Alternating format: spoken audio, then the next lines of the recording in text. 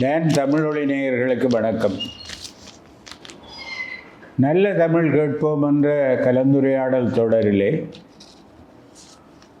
தற்பொழுது நாங்கள் ஊடகங்களில் தமிழ் என்ற தலைப்பில் 2 அமர்வுகள் உரையாடி இருக்கிறோம். இன்றைய உலகில் முக்கிய அங்கம் வகிக்கும் இணையவழி ஊடகங்களை பற்றி இன்று கலந்துரையாட இருக்கிறோம். எனவே எங்களுடைய பொருண்மை இணையவழி ஊடகங்களில் தமிழ். இணையம் எங்களுடைய வாழ்வில் முக்கிய பங்கு வகித்து வருகிறது. என்னை போன்ற என் வயதினர் அச்சு ஊடகங்கள், வானொலி, அதற்கு பிறகு தொலைக்காட்சி முதலிய அற்புதங்கள் வந்ததை வரவேற்று குதூகலித்திருக்கிற வேளையில் இன்றைய இளைய தலைமுறையினர் இணையவழி ஊடகங்களில் புகுந்து விளையாடுகிறார்கள். வயதினர் சில வேளைகளிலே இது ஒரு புதிய உலகம், இது எங்களுக்கு எட்டாத வசப்படாத உலகம் என்று கருதுவதும், இளந்தலைமுறையினர் பிள்ளைகள், பேரப்பிள்ளைகள், முதியவர்களுக்கு இந்த நுட்பங்களை காட்டி கொடுப்பதும் அனுசரணை வழங்குகிறதும் அன்றாடம் நாங்கள் காணுகிற விஷயம். எனவே இணையவழி ஊடகங்களில் ஆனால் எங்களுடைய மைய பொருண்மை என்னவென்றால் தமிழ் பிரயோகம். அதுதான் இந்த கலந்துரையாடல் தொடருக்கு மையமாக விளங்குவது. எந்த வகை ஊடகங்கள் வந்தால் என்ன, அச்சு ஊடகம், வானொலி, தொலைக்காட்சி முதலிய பல ஊடகங்கள் வந்து இப்பொழுது யூடியூப், இன்ஸ்டாகிராம் வரை வந்து நீண்டு நிற்கிற வேளையில் இந்த ஊடகங்களில் தமிழ் பிரயோகம் கேட்கத்தக்கதாக, விரும்பத்தக்கதாக, ஏற்றுக்கொள்ளத்தக்கதாக இருக்க வேண்டும் என்பதிலே நாங்கள் எல்லோரும் ஒத்த கருத்துடையவர். எனவே இணைய ஊடகங்களில் பற்றிய ஒரு அறிமுகத்தை வழங்கும்படி எங்களோடு கிரமமாக இந்த உரையாடலில் கலந்து கொள்ளுகிற தம்பி குணேஸ்வரனை முதற்கண் அழைக்கிறேன். நான் நேயர்களுக்கு வணக்கம். நாங்கள் கடந்த வாரம் ஊடகங்கள் தொடர்பாக பேசியிருந்தோம். அதில் குறிப்பாக பத்திரிகை தொடர்பாக ஒரு நீண்ட உரையாடலை 2 அமர்வுகளில் செய்திருந்தோம். இன்றைய தினம் இணைய ஊடகங்கள் தொடர்பாக சில வார்த்தைகளை இந்த இடத்தில் பேச கிடைத்தது உண்மையில் எனக்கு மகிழ்ச்சியாக இருக்கிறது. 90களின் பிற்பகுதியில் இருந்து இலங்கையை பொறுத்தளவில், ஈழத்தை பொறுத்தளவில் இணையங்களுடைய ஆதிக்கம் பரவலாக கொஞ்சம் கொஞ்சமாக வர தொடங்கிவிட்டது. எனக்கு மிக நன்றாக தெரியும். அப்பொழுது இப்பொழுதெல்லாம் அந்த தகவல்களை சேமிப்பதற்கெல்லாம் நிரம்ப ஜிபி, எம்பியிலேருந்து, ஜிபியிலேருந்து இப்போ டிபி அளவுக்கே வந்துட்டுது. எனக்கு நல்ல நினைவு இருக்குது. நான் ஒரு ஃப்ளாப்பியை கொண்டு போய் சில டாக்குமெண்ட்டுகளை அப்போ சேவ் பண்ணதெல்லாம் எனக்கு ஞாபகம் இருக்குது, நினைவில் இருக்குது. உண்மையில் இந்த இணைய ஊடகங்கள் பற்றி பேசுகின்ற போது எனக்கு இது நினைவு இருக்கிறதுன்னு சொன்னால், அச்சு ஊடகங்களிலே இல்லாத பல சிறப்புகள் இந்த இணைய ஊடகங்களில் இருக்கின்றன. உண்மையிலே அச்சு ஊடகம் அது மேன்மையானது தான், அதில் மாற்று கருத்தில்லை. அது பத்திரிகையாக இருக்கலாம், சஞ்சிகளாக இருக்கலாம், புத்தகங்களாக இருக்கலாம், எல்லாம் அச்சு வடிவத்திலே வந்தவை. அவை ஓரளவு செம்மைப்படுத்தப்பட்டு தான் அவை வாசகர்களுக்கு போய் சேரக்கூடிய வாய்ப்புகள் எல்லாம் இருந்திருக்கின்றன. ஆனால் இணைய ஊடகம் வந்ததன் பின்னர் பலவிதமான ஒரு சொல்லுவார்கள் அபரிமிதமான ஒரு வளர்ச்சியை எங்களுடைய தமிழ் சூழல் வந்து பெற்றுக்கொண்டது என்று சொல்லலாம். மிக முக்கியமாக ஒரு விடயம் சொல்லக்கூடியது, அந்த அச்சு ஊடகங்களில் ஒரு படைப்பை பிரசுரிப்பதற்குரிய அந்த பக்கம், அந்த ஸ்பேஸ் வந்து ஒரு வரையறையற்று எவ்வளோ பக்கத்தை நாங்கள் ஒரு இணையத்தில் வந்ததை பிரசுரத்துக்கு கொண்டு வரலாம் என்ற ஒரு மிகச்சிறந்த ஒரு வாய்ப்பு ஒன்று அந்த இணைய ஊடகத்தால் கிடைத்த ஒரு நன்மையாக இருக்கும். அந்த வகையில் இடவசதி போதாது என்று சொன்னவர்கள் எல்லாம் இணையதளங்களிலே வந்து மிக நீண்ட கட்டுரைகளை எழுதுவதற்கோ அல்லது நீண்ட விவாதங்களை நிகழ்த்துவதற்கோ எல்லாம் நல்ல ஒரு வாய்ப்புகளை இந்த இணையங்களை ஏற்படுத்தியிருக்கின்றன. அதைவிட உதாரணத்துக்கு இந்த தொலைக்காட்சி அல்லது வானொலி போன்ற ஊடகங்கள் வருகின்ற போது வானொலி என்பது அது கேட்பதற்கு மட்டுமே உரியதாக இருக்கும். ஆகவே அங்கே ஒரு நாடகம் என்று சொன்னாலும் எல்லாமே ஒலி சார்ந்த ஒலியால் நாங்கள் அதை புரிந்து கொள்ளக்கூடியதாக இருக்கும். அது தொலைக்காட்சி என்று வருகின்ற போது ஒளியுமாக வருகின்றது. இப்போ அங்கும் கூட சில கட்டுப்பாடுகள் எல்லாம் இருக்கும். ஆகவே ஒரு இணைய ஊடகங்கள் என்று வருகின்ற போது, இணையதளங்கள் என்று வருகின்ற போது ஒரு இடவசதி, அதாவது அந்த ஸ்பேஸ் என்று சொல்லப்படக்கூடிய அந்த கட்டுப்பாடு ஒரு வரையறையை மீறி செல்லக்கூடிய வாய்ப்பு இருக்கிறது. நேர கட்டுப்பாடு தளர்த்தப்படுகிறது. அதை விட சேமித்து வைப்பதில் மிக இலகுவாக இருக்கும். என்ன திடீரென்று ஒரு விடயம் தேவைன்னா உடனே நாங்கள் அதை தட்டி எடுத்து அதை ஒரு வகையில் ஒரு நகல் எடுத்து நாங்கள் மற்றொரு கொடுக்கக்கூடியதாக கூட அந்த வாய்ப்பு எல்லாம் இருக்குது. சேமித்து வைக்கக்கூடிய வாய்ப்பு இருக்குது. தேவையான போது மீள பயன்படுத்தலாம். இதெல்லாம் வந்து இணைய ஊடகங்கள் வந்ததன் பின்னர் எங்களுக்கு கிடைத்த வசதிகள். இவை எல்லாவற்றையும் விட மிக முக்கியமானது என்னென்று சொன்னால், சொல்லுவார்கள் உலகம் உள்ளங்கையில் வந்துவிட்டு என்று சொல்வது போல, உலகத்தில் உள்ள சகல மூலைகளுக்கும் சென்று நாங்கள் யாருடன் நாங்கள் தொடர்புகளை மேற்கொள்ள முடியுமோ, யாருக்கு எங்களுடைய படைப்புகளை பகிர முடியுமோ அது எல்லாவற்றையும் அதை இலகுவாக்கியது. அப்போ இந்த வகையில் இணைய ஊடகங்கள் என்று வருகின்ற போது அந்த இணைய ஊடகங்களிலே தமிழ் எவ்வாறு பயிலப்படுகிறது, எப்படி அது எடுத்து செல்லப்படுகிறது என்பது மிக முக்கியமானது. அது பொதுவாகவே பத்திரிகைகளுக்கு இருக்கக்கூடிய குறைபாடு இணைய ஊடகங்களுக்கும் இருந்திருக்கின்றன.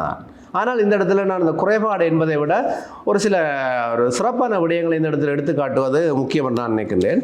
இந்த இணைய ஊடகங்கள் என்று வருகின்ற போது இணையதளங்கள், குறிப்பாக வெப்சைட் மற்றும் மிக முக்கியமாக எழுத்தாளர்கள் எல்லோரும் தெரிந்து கொண்ட ஒரு தளம், மிக பரிச்சயமான ஒரு தளம் வலைத்தளம் என்று சொல்வது. நல்ல ஒரு தமிழ் சொல், நல்ல ஒரு கலைச்சொல் ஆக்கியிருக்கிறார்கள். அதாவது பிளாக் ஸ்பாட் என்று சொல்லுவார்கள். அதாவது வலைத்தளங்கள் அல்லது ஜேர்னல்ஸ், அதாவது இணைய இதழ்கள் அல்லது மின் இதழ்கள் என்று சொல்கிறது. இவ்வாறான அந்த இதழ்களுக்கு ஊடாக பல்வேறு விதமான ஒரு வளர்ச்சியை நாங்கள் இந்த தமிழ் சூழலில் வந்து ஈட்டக்கூடியதாக இருந்தது. ஆகவே இந்த இணையதளங்களில் அல்லது இணைய இதழ்களில் பயன்படுத்தக்கூடிய தமிழ் ஓரளவு அங்கே வந்து என்னென்னு சொல்ல, ஏதோ ஒரு வகையில் அவர்கள் ஒரு பயிற்சியின் மூலம்தான் அந்த இடத்துக்கு வர. ஒரு பயிற்சி இல்லாமல் அதுக்குள்ள வந்து மிக சாதாரணமாக நுழைந்து நாங்கள் வேலை செய்வதுன்றது மிக கடினமான வேலை. அதை விட ஆரம்பத்திலே நான் நினைக்கிறேன் 90கள் ஆரம்பத்திலே வந்து இந்த எந்த எழுத்துருவை பயன்படுத்துவதுன்றதில் ஒரு பெரிய சிக்கலெல்லாம் இருந்தது. இன்றைக்கும் என்னுடைய சில கட்டுரைகள் இருக்கின்றன. அப்பொழுது பயன்படுத்திய எழுத்துரு இன்றைக்கு அது வாசிக்கலாமல் இருக்குது. ஆனால் இன்றைக்கு யூனிகோட் என்று சொல்லப்படக்கூடிய ஒருங்குறி வந்ததுக்கு பிறகு எல்லாமே வந்து இலகுவாயிட்டு. இன்றைக்கு கைத்தொலைபேசி, அதாவது இந்த ஸ்மார்ட் ஃபோனில் வந்து அவர்கள் தமிழில் வந்து டைப் செய்து தங்களுடைய கருத்துக்களை வெளிப்படுத்தக்கூடியதாக அந்த அமைப்பு இருக்கிறது. அதே போல் வேறு சமூக ஊடகங்களிலும் அந்த தன்மை. ஆனால் 90களின் பிற்பகுதியில் பார்த்தீங்கன்னு சொன்னால் அந்த காலத்தில் வந்து அவரவர்கள் தங்களுக்கு இயல்பான தாங்கள் பயன்படுத்தக்கூடிய அந்த எழுத்துருக்களை பயன்படுத்தியபடினாலும் ஒரு பெரிய சிக்கல் ஒன்று வந்தது. அதுக்கு பின்னர் இந்த இணைய மாநாடுகளுக்கு கூட அவர்கள் ஒரு சரியான முடிவை எடுத்து இப்பொழுது தமிழ் ஒருங்குறி, யூனிகோட் என்று சொல்லப்படக்கூடிய அந்த ஒருங்குறி கூடாக இன்றைக்கு யாருமே என்ன விடயத்தை நாங்கள் இணையத்தில் வந்து பதிவேற்ற போகணுமோ அது ஒருங்குறி ஊடாகத்தான் அது போய் சேரும். அது வேறு ஆப் என்று சொல்லுவார்கள். இப்போ தொலைபேசிக்கு ஒரு விதமான ஆப் இருக்கும், அல்ல பிசிக்கு இன்னொன்று இருக்கும். ஆனால் எல்லாமே வந்து யூனிகோட்டினுடைய தொடர்பு எல்லாம் வரும். அப்போ அந்த வகையில் அந்த எழுத்துருக்களை வந்து சரியாக பயன்படுத்துகின்ற போது ஒரு வகையில் எல்லோருமே புரிந்து கொள்ளக்கூடிய அந்த நன்மை இருக்கிறது. மற்றது நான் குறிப்பிட்ட மிக சாதாரணமாக ஒரு அறகுறையாக வந்து இதுக்குள் வந்து வேலை செய்ய வேண்டியது மிக கடினம். ஆகவே ஒரு சரியான ஒரு பயிற்சியோடு தான் இந்த இணைய ஊடகங்களுக்கு அதிகமான படைப்பாளிகள் வருகிறார்கள். இந்த இடத்துல ஒரு சில ஊடகங்களை நான் உதாரணம் காட்டோட மிக முக்கியமாக 2000 வந்த எல்லோருக்கும் இன்றைக்கு பரிச்சயமான ஒரு ஊடகம் பதிவுகள்.com என்று சொல்லப்படுவது. இன்றைக்கு அது கனடாவிலிருந்து இயக்கப்படுகிறது. ஈழத்து எழுத்தாளராக இருக்கக்கூடிய வானன கிருதர்னை ஆசிரியராக கொண்டு அந்த ஒரு இணையதளம் இன்றைக்கு இயங்கி வருகிறது. உண்மையில் நான் இந்த ஒரு இலக்கியவாதி அல்லது இலக்கியம் சார்ந்தவன் என்ற வகையில் நான் அந்த இலக்கியம் சார்ந்த வகையில் அந்த பதிவுகள் இணையதளத்தை இந்த இடத்துல உதாரணத்துக்கு காட்டலாம்னு நினைக்கிறேன். பதிவுகள் வந்து என்ன செய்யணும்னு சொன்னால் அது ஒரு மகுட வாக்கியத்தை கொண்டு வருது. எப்படின்னு சொன்னால் கனடாவிலேருந்து வரக்கூடியது. 2000 ஆண்டு தான் அது ஆரம்பிக்கப்பட்டிருக்கு. அனைவருடனும் அறிவினை பகிர்ந்து கொள்வோம் என்ற ஒரு மகுட வாக்கியத்தோடு அது வந்து எங்களுக்கு சேர்க்கிறது. இன்றைக்கும் கூட அது 1/4 நூற்றாண்டை தாண்டி அந்த இணையதளம் இயங்கி கொண்டிருக்கிறது. உலகத்தின் மூலையில் இருக்கக்கூடிய எந்த மூலையில் இருக்கக்கூடிய ஒரு ஈழத்து படைப்பாளி, ஒரு தமிழ் படைப்பாளி, அது தமிழகமாக இருக்கலாம், ஈழமாக இருக்கலாம், இல்லை புகழ்ந்த தேசங்களாக இருக்கலாம், எல்லா தேசத்திலும் இருந்து இருப்பவர்களுடைய படைப்புகள் எல்லாவற்றையும் வந்து ஒருமுகப்படுத்துகிற ஒரு மிகப்பெரிய ஒரு பாரிய வேலையை செய்து கொண்டிருக்கிறது. அவ நிரம்ப வேலைகளை செய்கிற, அதாவது தனித்தனி எழுத்தாளர்களுக்கு தனித்தனி பக்கங்களை ஒதுக்கி வைத்திருக்கிறார்கள். அதைவிட படைப்புகளை வந்து வகை பிரித்து வைத்திருக்கிறார்கள். கூடுதலாக ஆய்வு கட்டுரைகள் எல்லாம் மிக அதிகமாக தமிழ்நாட்டிலிருந்தெல்லாம் பல்கலைக்கழகத்தில் படிக்கக்கூடிய அல்ல ஈழத்தில் எழுதக்கூடிய ஆய்வாளர்களுடைய ஆய்வு கட்டுரைகள் எல்லாம் அதில் வந்து சேர்கின்றன. அந்த பொருண்மைக்கு எப்படி ஒரு சஞ்சிகை எவ்வாறு தன்னுடைய பொருளடக்கத்தை வகைப்படுத்தி இருக்குமோ அதற்கும் அப்பால் சென்று பதிவுகள்.com வந்து மிகப்பெரிய ஒரு வேலையை செய்து கொண்டிருக்கிறது. அப்போ அந்த நான் அவதானித்த வகையில் பதிவுகள் இணையதளத்தினூடாக தமிழ் மிகச்சிறப்பாக அந்த தமிழ் வந்து அங்கே பயன்படுத்தப்படுவதாக நான் அறிகிறேன்.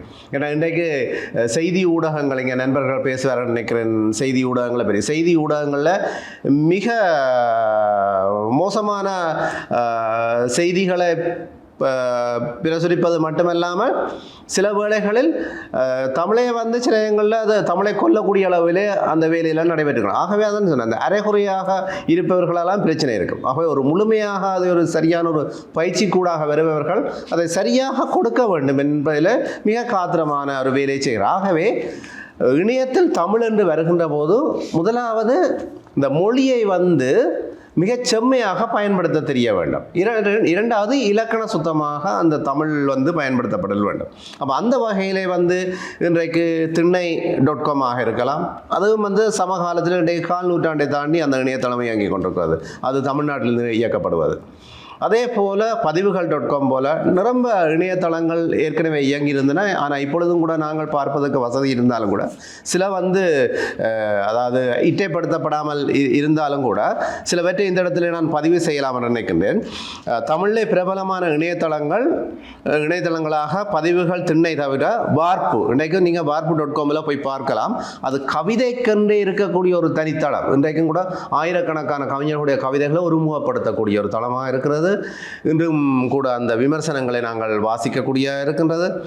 வார்ப்பு, நிலாச்சாரல், தமிழோவியம், வரலாறு.com, முத்துக்கமலம், அம்பலம், திசைகள், ஊடறு, 6ஆம் திணை, மரத்தடி, வெப்புலகம், தமிழ் சிபி, தோழி.com. இப்போ நான் இங்கே பெயர் குறிப்பிட்ட அந்த இணையதளங்கள் 90கள், அதாவது 90கள் 2000களில் அதிகமான எழுத்தாளர்களால் வாசிக்கப்பட்டவை. ஆனால் இப்பொழுது இயங்குபவை என்று குறிப்பிடுகின்ற போது திண்ணை மற்றும் பதிவுகள்.com மற்றும் ஊடறு இவைதான் இப்பொழுதும் கூட தொடர்ச்சியாக இயங்கிக் கொண்டிருக்கின்றன. ஆகவே இந்த இணையதளங்களில் வந்து ஒரு இலக்கியம் சார்ந்து தமிழ் மிகச் செம்மையாக எடுத்து ஆளப்படுவதை நான் இந்த இடத்திலே பதிவு செய்கின்றேன். நன்றி குணேஷ். பல பயனுள்ள தகவல்களை சொல்லியிருக்கிறீர்கள். இவற்றை பற்றி இப்போ என்போன்றவர்களுக்கு இருக்கிற ஞானத்தை இற்றைப்படுத்த வேண்டிய தேவையையும் உங்களுடைய அறிமுகம் வலியுறுத்தி இருக்கிறது. இல்லாவிட்டால் நாங்கள் பின்தங்கி விடுவோம். அதுதான் இன்று எங்களோடு இந்த உரையாடலில் இல்லை கலந்துரையாடலில் கலந்து கொள்ள அருள் சமூகமாக இருக்கிறார். இந்த துறையிலே அனுபவம் உள்ளவர். குணேஸ்வரன் சொன்ன செய்திகளை அறிமுகத்துக்கு மேலதிகமாக அல்லது அந்த எல்லைகளுக்கு அப்பால் இணையவழி ஊடகங்களில் தமிழ் பற்றி அருள் நீங்கள் என்ன சொல்ல விரும்புகிறீர்கள்? டான் டிவி நேயர்களுக்கு வணக்கம். நல்ல தமிழ் என்ற ஒரு தலைப்புக்குள்ளே இந்த நிகழ்விலே இன்று பங்கு பெற்றுவதிலே நான் மகிழ்ச்சி அடைகிறேன். ஏற்கனவே இணையவழி ஊடகங்கள் அல்லது அதை பற்றி அறிமுகம் ஒன்றை எனக்கு முன்னேயதாக பேசியவர் கொடுத்திருக்கிறார். நான் இப்பொழுது கொடுக்கப்பட்ட தலைப்புக்குள்ளே இருந்து கொண்டு அந்த தகவலுக்கு வலிச்சேர்ப்பதாக சில தகவல்களை முன்வைக்க விரும்புகிறேன். எங்கே நாங்கள் பேச எடுத்துக்கொண்ட அல்லது கருத்தாடல் எடுத்துக்கொண்ட விடயம் வந்து இணைய வழியான ஊடகங்களிலே நல்ல தமிழ் எவ்வாறு கொண்டு வரப்படலாம் அல்லது நல்ல தமிழ் பேசப்படுகிறதா நல்ல தமிழ் பயன்படுத்தப்படுகிறதா என்பதை பற்றிய ஒரு அலசியாராய போகிறோம். நல்ல தமிழ் என்கின்ற பொழுது முதல்ல நாங்கள் எப்படி சொல்வது என்று சொன்னால் எது நல்ல தமிழ்?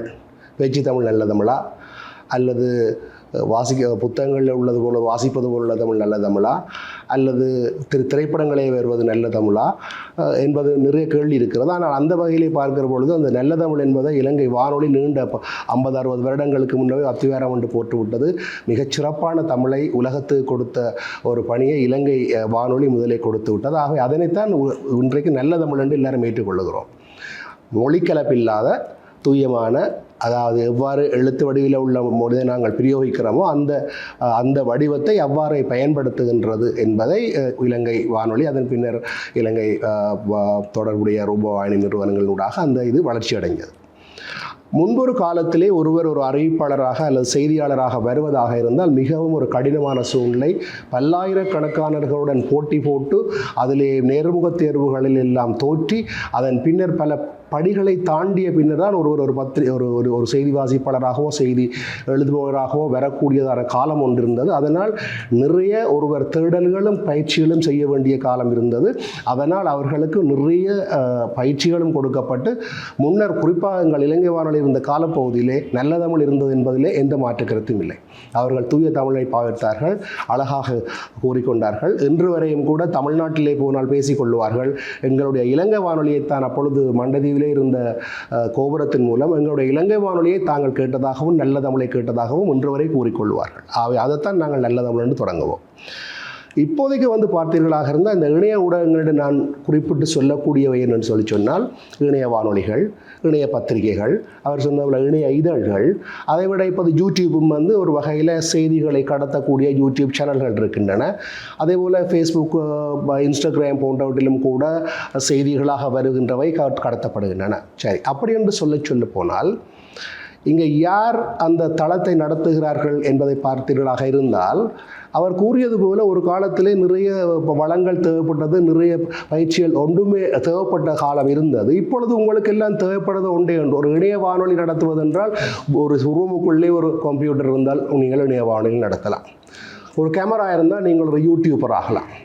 வெறும் கம்ப்யூட்டர் இருந்தால் நீங்களும் ஃபேஸ்புக்கில் உங்களுக்குள்ள ஃபேஸ்புக்கை உருவாக்கி போட்டு நீங்களும் வேறு இடத்துல உள்ள செய்திகளை கொண்டு வந்து போடலாம், எல்லாம் செய்யலாம். ஆகவே ஒரு தனி மனிதன் தொழில்நுட்ப அறிவு இருந்தால் ஒரு ஊடகத்தை உருவாக்கலாம் என்ற சூழ்நிலை வந்த பொழுதுதான் நல்ல தமிழுக்கு சிக்கல் வந்தது. அதனால தான் எல்லோரும் கையிலே கேமரா எடுத்தவர் எல்லோரும், அல்லது இணைய வானொலி ஆரம்பித்தவர்கள் எல்லோரும், அல்லது இவ்வாறு தனிப்பட்ட ரீதியிலே தொடங்கியவர்கள் அனைவருமே அவர்களுடைய தமிழ் அறிவு இருக்கோ இல்லையோ தொழில்நுட்ப அறிவு இருந்து வைத்து கொண்டு வளர்கின்ற பொழுது அவர்கள் பாவிக்க இந்த மொழி பிரயோகத்தில் நிறைய சிக்கல்கள் வந்தது. ஒன்று, ஆங்கில கலப்பு நிறைய இருந்ததிலே மாற்று கருத்தில்லை. இரண்டாவது, தங்களை அறியாமலேயே இந்திய திரைப்படங்கள் நடந்த முதலே சொன்ன தூய தமிழ் என்றால் என்ன என்பதற்கு வரவேற்கணும் சொல்லி கொண்டு போனேன். இந்திய திரைப்படங்களிலே வருகின்றது போலான சொற்றொடர்கள் அவர்களை அறியாமலேயே இந்த பேசுகின்ற பொழுது வருகிறது.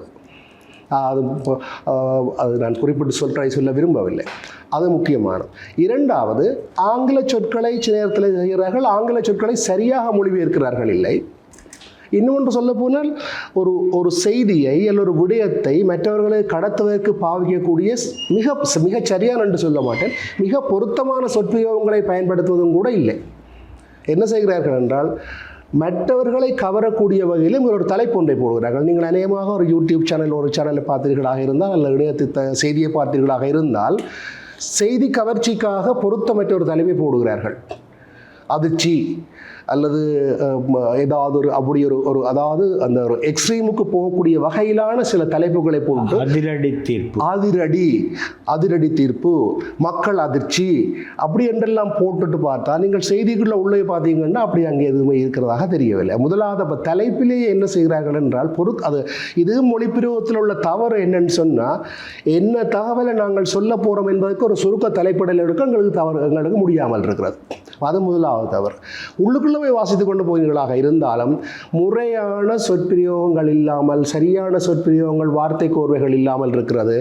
அதைவிட மிக தவறான விஷயம் என்ன இருக்கிறது என்றால் ஆங்கிலத்திலிருந்து தமிழுக்கு மொழிபெயர்க்கும் பொழுது சில இயல்பான வழுக்கள் ஏற்படுவதுண்டு, அவற்றை பாவிக்கிறார்கள்.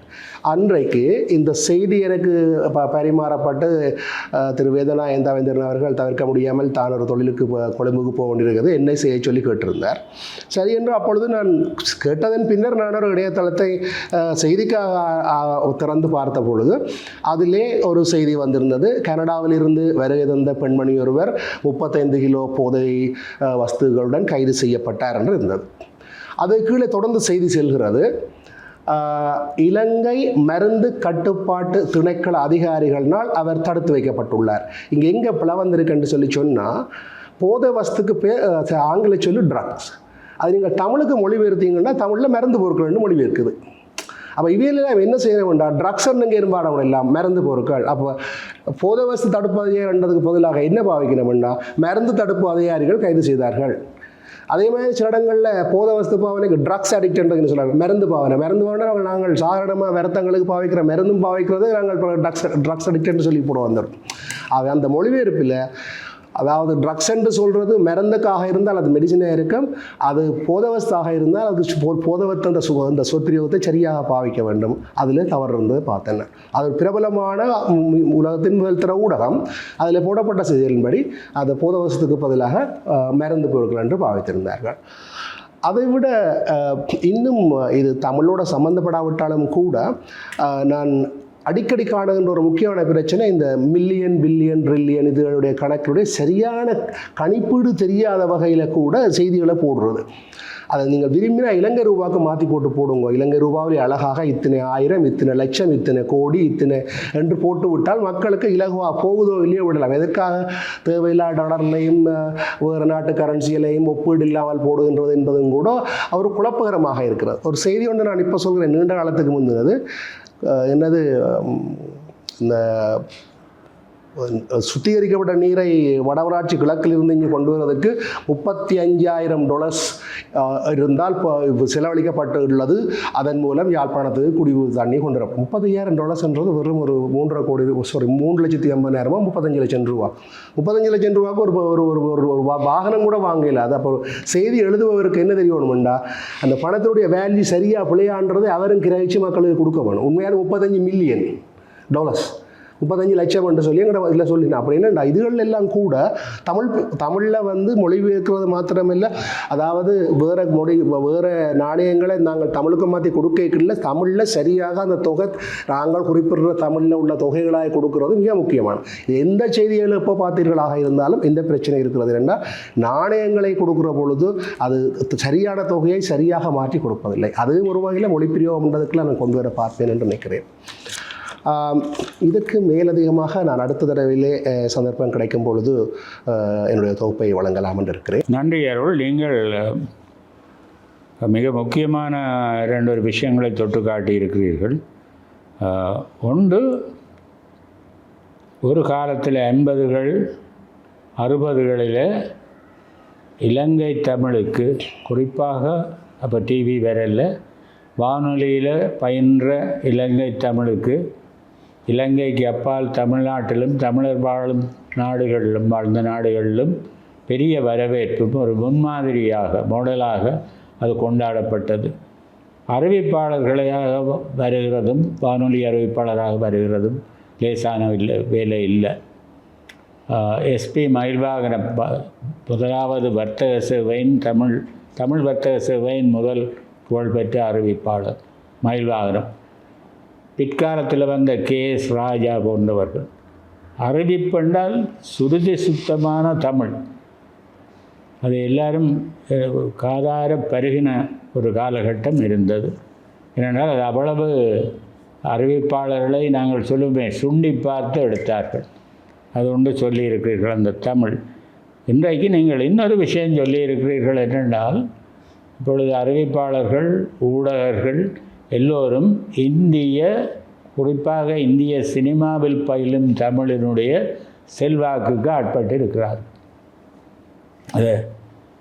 அதில் வருகிற சொற்கள், சொற்பிரயோகங்கள், முக்கியமாக உச்சரிப்பு, தமிழ் உச்சரிப்பு ஒரு காலத்தில் கொடிகட்டி பறந்த ஈழத்து செந்தமிழ் உச்சரிப்பை இப்போ தேடித்தான் நாங்கள் சல்லடை போட்டு எடுக்க வேண்டியிருக்கிறேன். இந்திய தமிழ் சினிமாவின் உச்சரிப்பு தொற்றிக் கொள்ளுகிறது, பற்றி கொள்ளுகிறது. அதுதான் பிரச்சனை. அது நிறைய உதாரணங்கள் சொல்லலாம். ஊடகர்கள் அது நீங்கள் சொன்ன மாதிரி சரியான சொல்லை தேடி போட வேணுமென்ற முயற்சியோ ஆர்வம் இல்லை. அது உண்டு. அடுத்தது அது ஒரு ஃபேஷன் இப்படி சொல்கிறது. அதை இப்படி இந்த சொல்லை இப்படி சொல்லுகிறது. அது அது ஏன்னா அது சினிமாவில் வருது தானே. ஒரு நாயகனோ நாயகி பேசுகிறார்கள் தானே. பிறகு அதுக்கு நீங்கள் உரைச்சு பார்க்குறீர்கள் தமிழை என்று கேட்கிற மனப்பான்மை இருக்கிறது. அடுத்தது பேசுகிற வானொலியை பற்றி ஒரு புகழ்பெற்ற எழுத்தாளர் நான் நினைக்கிறேன் அப்துல் சமத்தா இருக்கணும். அந்த பேர் எனக்கு சரியாக ஞாபகம் வரையில். அவர் ஒரு சஞ்சிகையில் எழுதினார் ஒரு தொடர். அந்த தொடருக்கு தலைப்பு அலையழிச்சாட்டியம். அழிச்சாட்டியம்னா அத்துமீறது போட்டு அடிக்கிறதுன்னு எடுத்துக்கொள்ளுங்க. அலையழிச்சாட்டியம்னா அலைவரிசையில் நீங்கள் செய்கிற அழிச்சாட்டியத்தை சொன்னவர் ஒரு முஸ்லீம் எழுத்தாளர் சொன்னார். இங்கே பாருங்க, அதில் இந்த சேட்டிங்னு சொல்கிறது சும்மா ஒருவரோட கூப்பிட்டு அப்படி இருக்குது நிகழ்ச்சிகள். ஊடகர்கள் அதை எது மக்களை கவருமோ அதை செய்வார்கள். அவர்கள் ஒருவரோடு உரையாடுறது. அப்போ இந்த ரேடியோவில் ஒருவர் அநேகமாக ஒரு பெண்ணை இங்கே இருந்து ஒருவர் தொடர்பு கொண்டு பேசுவார். அதில் அதை நான் என்னென்று சொல்கிறதுன்னு தெரியல. அதில் சும்மா வக்கிரமாக ஒன்றும் பேசலை.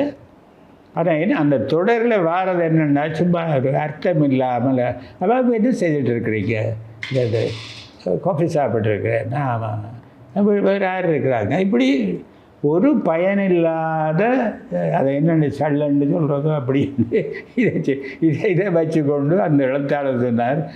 அதையே அப்படியே அவர் பாவனை பண்ணி ஒரு இதை போட்டு இதுதான் அலையெழுச்சாட்டி அப்படின்றார். இந்த அலையெழுச்சாட்டியமும் நடந்து கொண்டு தான் அது. இப்போ அதை நான் நினைக்கிறது அதுக்கு ஆங்கிலத்தோட சேட் ஷோ இப்போ வேறு இது இருக்குது, வேறு இது வருது.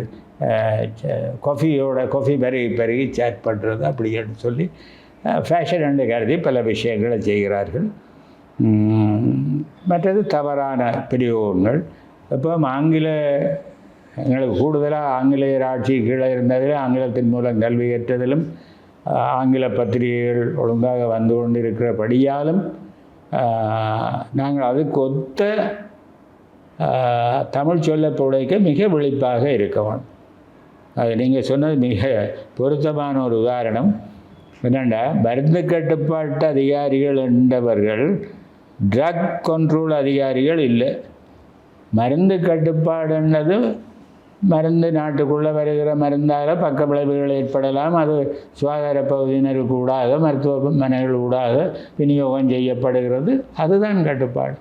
இவர் கருதினது அந்த செய்தியை கொடுத்தவர் போதை மருந்து, அது ட்ரக். இதில் எங்கே குழப்பம் வந்ததுன்னா ட்ரக்ன்றது போதை மருந்தையும் கவர் பண்ணும், மற்றது நல்ல நாங்கள் நோயாளிகளுக்கு பயன்படுத்துகிற மருந்தையும் கவர் பண்ணும். இப்போ பெரிய மகத்தான பொறுப்பு எங்களுக்கு இருக்கின்றதை சொல்லியிருக்குது. அடுத்த இந்த குழப்பம் எல்லாருக்கும் இருக்குது. எல்லாருக்கும் பெரும்பாலானவர்களுக்கு இருக்குது. இந்த மில்லியன், ட்ரில்லியன், லட்சம் இது ஒவ்வொன்றும் ஒவ்வொரு முறை மேலே உள்ளது. 1, 10, 100, 1000, லட்சம், கோடி இப்படி ஒரு கிழக்கத்திய இது ஓடிக்கொண்டிருக்கு. இதுக்கெல்லாம் மேற்கத்திய முறையாகிய உலகமளாவிய மொழியாகிய மில்லியன், பில்லியன், ட்ரில்லியன்.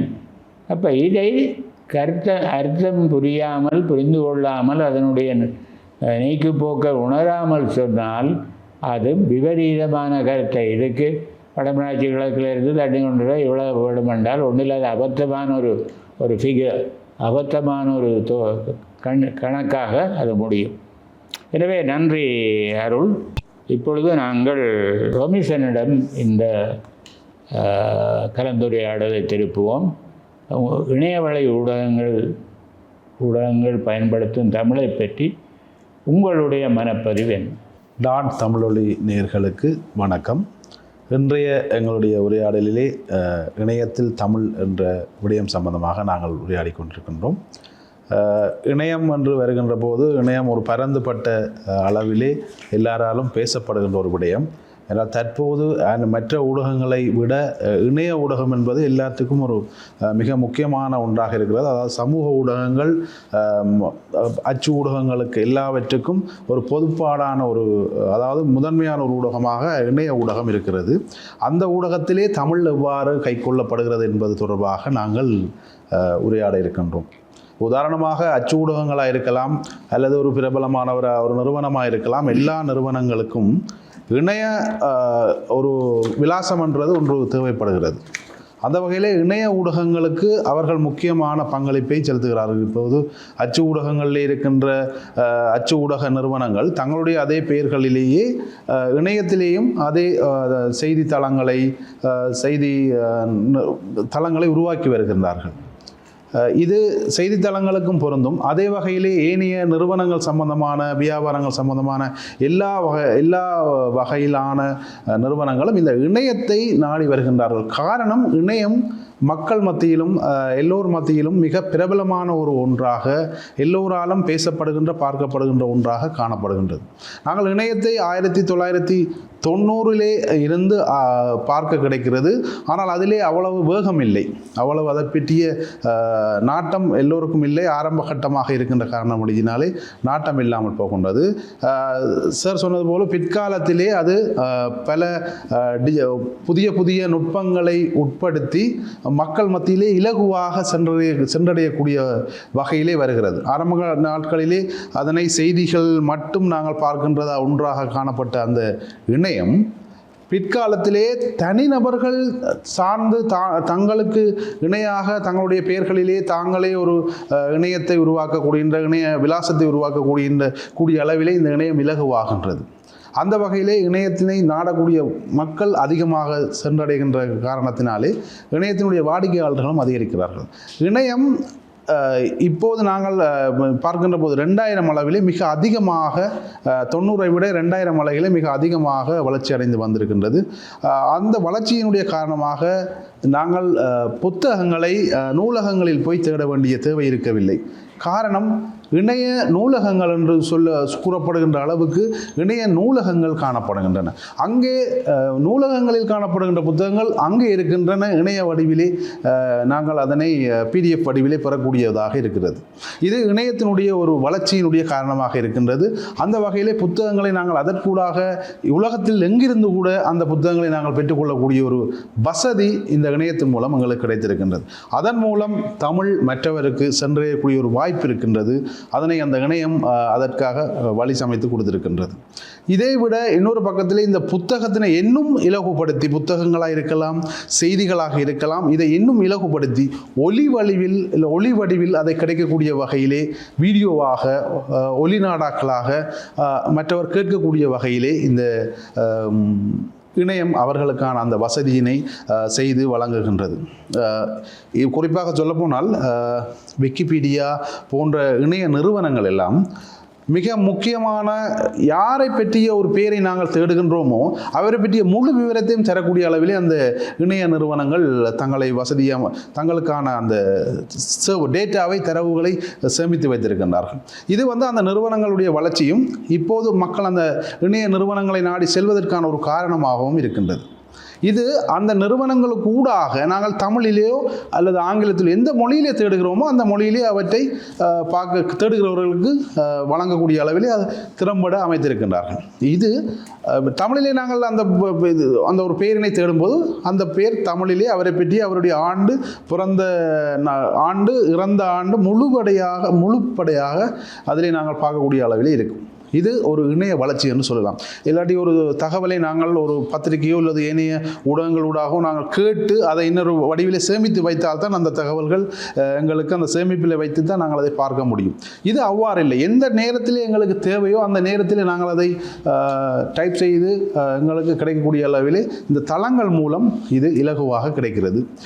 இன்னொன்று வசதி என்னன்னு சொன்னால், இப்போது புத்தகங்கள் ஒலி வடிவிலே கிடைக்கின்ற வகையினாலே அந்த வாசிப்பு முறையின் பழமையினை மறந்து ஒலி வடிவிலேயே நாங்கள் புத்தகங்களை கதையாக கேட்கின்ற அந்த நிலைகளே நாங்கள் தள்ளப்படுகின்றோம் இந்த இணைய வளர்ச்சியின் காரணமாக. அது ஒரு தமிழுக்கு கிடைக்கப்படுகின்ற ஒரு நல்லதொரு விடயமாக கொள்ள முடியாது. அது ஒலி வடிவிலேயே அந்த புத்தகங்களை கிடைக்கின்றது. அதற்கான பணத்தினை கட்டி நாங்கள் அந்த புத்தகங்களை முழுமையாக ஒலி வடிவிலே கேட்கக்கூடிய வசதியினை இந்த இணையம் அமைத்து கொடுத்திருக்கின்றது. அது நல்லதொரு தமிழை இந்த இணையம் வழங்குகின்றது என்ற விடயத்தில் அதை நாங்கள் உள்வாங்க முடியாது. ஏனென்றால் அந்த வாசிப்பு பழக்கம் அங்கே இல்லாமல் போகின்றதை காணக்கூடியதாக இருக்கின்றது. ஆனால் அந்த ஒலி வடிவை கேட்கின்ற போது நல்ல தமிழ் வேர்ட்ஸுகள் அதிலே கிடைக்கின்றதா என்று கேட்டால் அதுகளும் அவையும் சில நேரங்களிலே இல்லை என்றுதான் கூற வேண்டும். அவ்வாறு இணையத்தில் சில தமிழ் பிழைகளை நாங்கள் காணக்கூடியதாக இருக்கின்றது.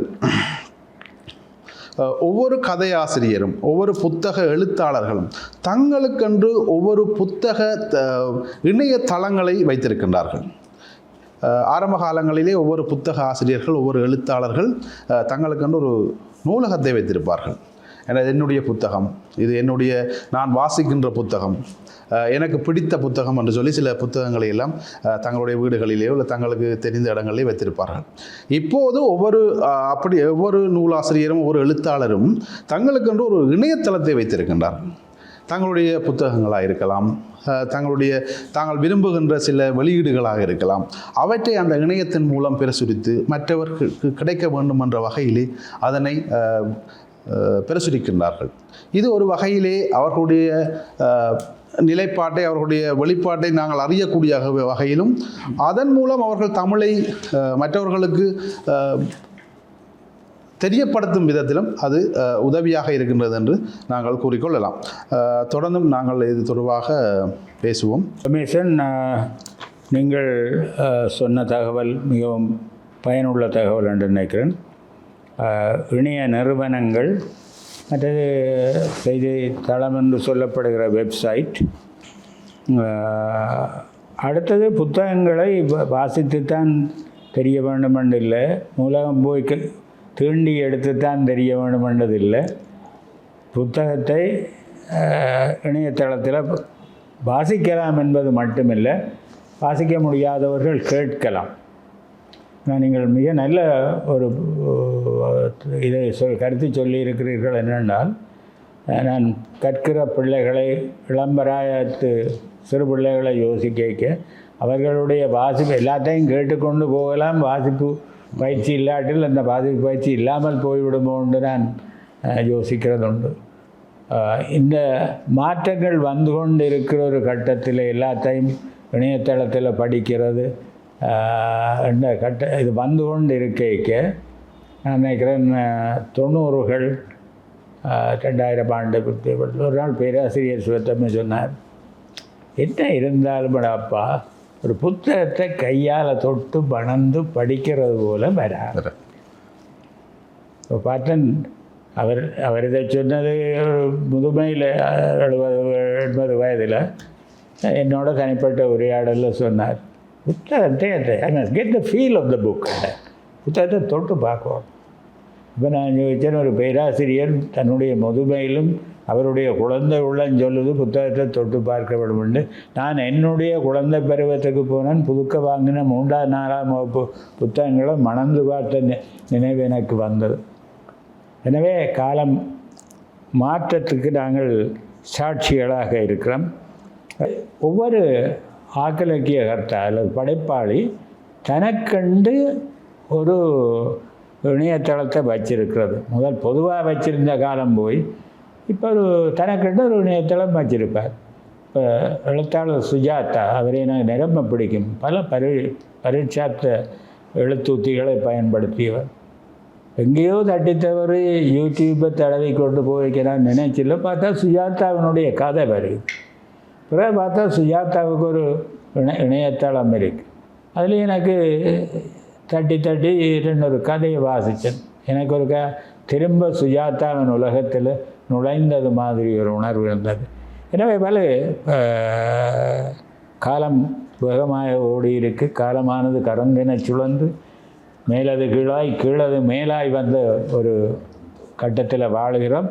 தயவுசெய்து இந்த இணையத்தில் வர ஊடகவியலாளர்கள் வந்து செய்திகளை சொல்கிறதா இருந்தாலும் நீங்களும் கொஞ்சம் செய்திகளை கற்றுக்கொள்ளும். இந்த இணையதளங்கள் மூலம் இந்த நூல்களை எல்லாவற்றையுமே பல ஆண்டுகளுக்கு நாங்கள் பாதுகாத்து வைக்கக்கூடிய ஒரு வாய்ப்பு இந்த இணையதளங்கள் மூலம் எங்களுக்கு கிடைக்கின்றது. எத்தனையோ ஆண்டுக்கு முன் வைத்திருந்த செய்தியை கூட நாங்கள் இன்று பார்க்கக்கூடிய வாய்ப்பு இருக்கின்றது. நீண்ட வழி போக வேண்டும் அம்மா என்று நீண்ட வழி போகிறது எதிர்காலம் ஒளிமயமானதாக, அறிவு உலகமாக, அறிவு சதா விரிந்து கொண்டு போகிறதாக அமையக்கூடும்.